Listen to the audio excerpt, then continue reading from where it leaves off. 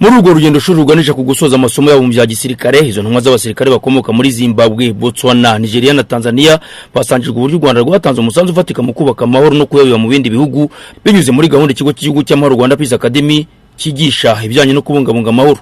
Bamurikiye uburyo u Rwanda rwatanze umusanzu warwo mu kubungabunga amahoro, aho buruza ku mwanya wa 5 ku isi mu kohereza ingabo ziyabungabunga, uko rwubatse ubutabera bwunga muri Gacaca, rukimika ubumwe n'ubwiyunge, rugateza imbere ubukungu kandi amahoro akabahinda hose mu gihugu.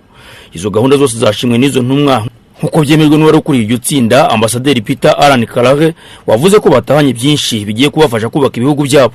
No take home message is that we are very happy and impressed.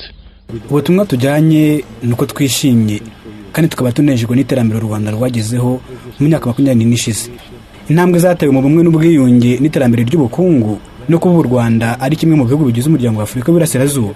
Turabyishimiye kandi ni isomo rikomeye buri wese akuyeha mu masomo ye. I'm sure the course members are going to take in their studies. Ni kenshi abanyamahanga basura iki kigo cy'igihugu cy'amahoro bagamije kureba ko u Rwanda rwateye intambwe mu kubaka amahoro no kuyabungabunga umutekano wabuze hirya no hino ku isi. Abasura iki kigo basobanurirwa ishingiro ry'izo ntambwe z'indongo zishingira ku miyoborere myiza n'uburyo iteka u Rwanda ruharanira kuza imbere mu kwimika ubunyangamugayo.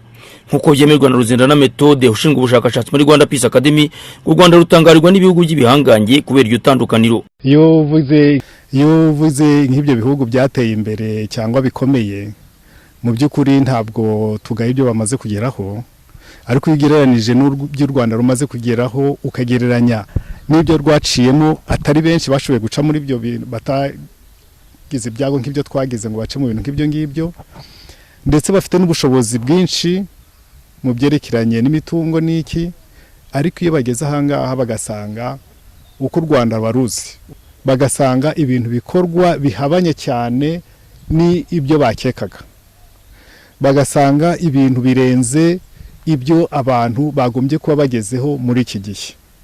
Icyo bakora no kumirwa gusa nta kindi, ariko twebwe se tubishobozwa na byinshi. Tubishobozwa ni nuko twavuze tuti hari umwihariko, hari ibyo twigiye no kuba tubanjirije. Iyo ufashe Gacaca ntabwo arakuye umunsi, Gacaca yahozeho, ariko Gacaca twarayikoresheje kugira ngo dushobore gukemura ibibazo byari birenze ibyo mu bucamanza busanzwe bashobora gukora mu myaka 100, tubikora mu gihe gito kingana kuriya. Kandi noneho ntibyaba ubucamanza gusa, ahubwo bibamo no kwiyunga, bibamo no gutera imbere. K'ibyo rero nta bandi barabikora.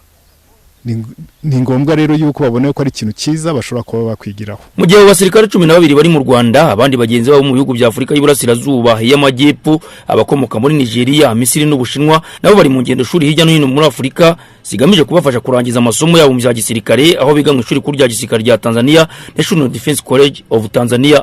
Tuyishime JadoFils mu karere ka Musanze.